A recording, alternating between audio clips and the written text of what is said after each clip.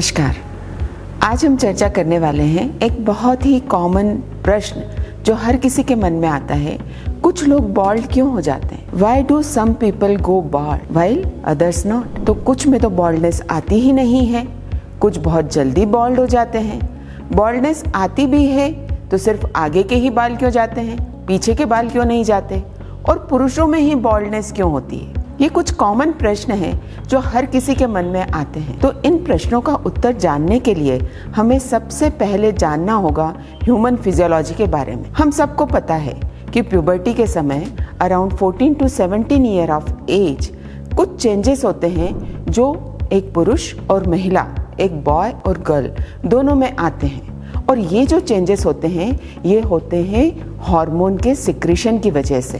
तो sex hormone का secretion start होता है प्यूबर्टी के समय और पुरुषों में यह हार्मोन होता है टेस्टोस्टेरॉन और महिलाओं में एस्ट्रोजन। तो ये जो टेस्टोस्टेरॉन है इसका एक एक्टिव फॉर्म होता है जिसका नाम है डायहाइड्रोटेस्टोस्टेरॉन, DHT। और यह DHT ही मेन कल्प्रिट है जो बालों को गिराने के लिए रिस्पॉन्सिबल होता है। इस फैक्टर को सबसे पहले डिस्कवर किया जेम्स हैमिल्टन ने, जब उसने देखा कि यूनुक्स और those males who have castrated before puberty वो बॉल्ड नहीं होते, कि ये जो टेस्टोस्टेरॉन का एक्टिव फॉर्म DHT है इसके रिसेप्टर्स होते हैं बालों के ऊपर और ये बालों को गिराने के लिए रिस्पॉन्सिबल होते हैं। तो प्रश्न उठता है कि टेस्टोस्टेरॉन तो सारे मेल्स में है, फिर कुछ लोगों में क्यों बॉल्डनेस आ जाती है, कुछ में नहीं आती?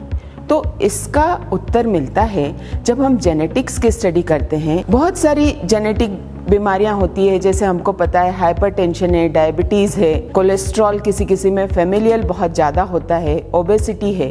इसी तरीके से बालों का जो गिरना है यह भी जीन्स के माध्यम से रेगुलेट होता है। तो जो बालों के गिरने वाला जीन है ये एक ऑटोसोमल डोमिनेंट होता है। ऑटोसोमल डोमिनेंट का मतलब वो कैरेक्टर्स जो प्रदर्शित होने की संभावनाएं ज्यादा होती है। एक्स क्रोमोसोम्स के साथ भी ये लिंक होता है।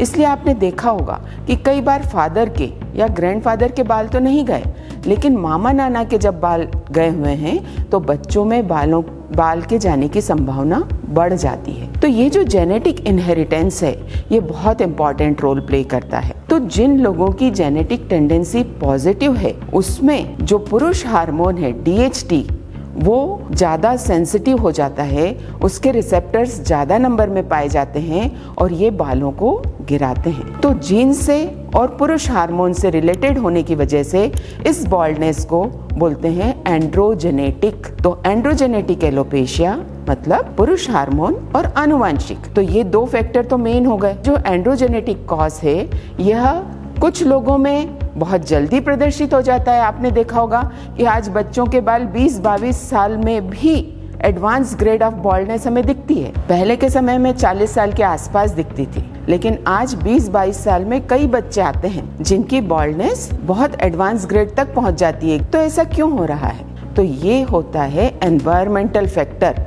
जो आज की लाइफ स्टाइल चेंज हुई है, आज का डाइटरी हैबिट्स चेंज हुई है, ये सब रिस्पॉन्सिबल है। 17 to 20 ईयर्स के बीच में बच्चों के ऊपर बहुत प्रेशर है करियर बनाने का, स्ट्रेस का, कॉम्पिटिटिव एग्जाम्स का स्ट्रेस, और फिर डाइट तो चेंज हुई ही है। तो फास्ट फूड और पेस्टिसाइड्स ये दोनों फैक्टर्स हैं जो न्यूट्रिशनल डिफिशियंसी भी कराते हैं। तो स्ट्रेस और न्यूट्रिशनल डिफिशियंसी ये दोनों फैक्टर जब जीन्स के साथ मिल जाते हैं तो जल्दी उम्र में बाल जाने की संभावना रहती है। ये जो सारे फैक्टर्स हैं, स्ट्रेस, इससे क्या होता है? इससे बहुत सारे केमिकल्स रिलीज होते हैं जैसे साइटोकाइंस। ये इन्फ्लेमेशन कराते हैं बालों की जड़ों में। उनकी जो ग्रोथ फेज है, एनाजन फेज, उनको रिड्यूस कर देते हैं और एनाजन फेज रिड्यूस होने की वजह से बालों का गिरना बढ़ जाता है, बाल मिनिचराइज हो जाते हैं। अब एक और बहुत कॉमन सा प्रश्न मन में उठता है कि जब बाल जाते हैं तो सिर्फ आगे के ही बाल क्यों जाते हैं, पीछे के बाल क्यों नहीं जाते? तो अगेन हमें हेयर साइंस को समझना होगा। तो हमने देखा और साइंटिस्ट ने समझा कि ये जो आगे का एरिया है, फ्रंटल पार्ट है, मिड स्कैल्प है, अप टू क्राउन, ये जो एरिया है यहाँ पर DHT के रिसेप्टर्स होते हैं, जबकि जो पीछे का एरिया है, जो ऑक्सीपिटल है, पैराइटल है, टेम्पोरल एरिया है, यहाँ DHT के रिसेप्टर्स नहीं होते। तो ये जो DHT के रिसेप्टर्स जब पीछे नहीं हैं तो ये बाल नहीं गिरते। लेकिन आगे वाले बाल जो गिरते हैं, इस जोन को, इस एरिया को कहा जाता है टेम्परेरी और अनस्टेबल हेयर, और पीछे के जो बाल हैं ये स्टेबल या परमानेंट हेयर कहे जाते हैं। अब एक और प्रश्न मन में उठता है कि पुरुषों में जिस तरह की फ्रैंक बॉल्डनेस हमें दिखती है, ऐसी महिलाओं में क्यों नहीं दिखती? तो मैंने जब आपको शुरू में ह्यूमन फिजियोलॉजी के बारे में बताया था, तो बताया था कि जो सेक्स हार्मोन पुरुषों में है वो टेस्टोस्टेरोन है और महिलाओं में एस्ट्रोजन। तो महिलाओं में एस्ट्रोजन होने की वजह से डायहाइड्रोटेस्टोस्टेरोन का फॉर्मेशन नहीं होता, बल्कि एस्ट्रोजन डीएचटी के फॉर्मेशन को रिड्यूस करता है। जो थोड़ी सी मात्रा का टेस्टोस्टेरोन महिलाओं में होता भी है, उसको डीएचटी में कन्वर्ट होने से रोकता है एस्ट्रोजन, और इस वजह से महिलाओं में बाल गिरते तो हैं, हेयर फॉल तो होता है, थिनिंग भी होती है, लेकिन एंटीरियर हेयर लाइन मेंटेन्ड रहती है और कभी भी फ्रैंक बॉल्डनेस नहीं आती। तो ये कुछ तथ्य हैं, ये कुछ फैक्ट्स हैं जो आज मैंने आपको बताए बालों के गिरने के बारे में। आशा है आपको क्लियर हुआ होगा। Thank you.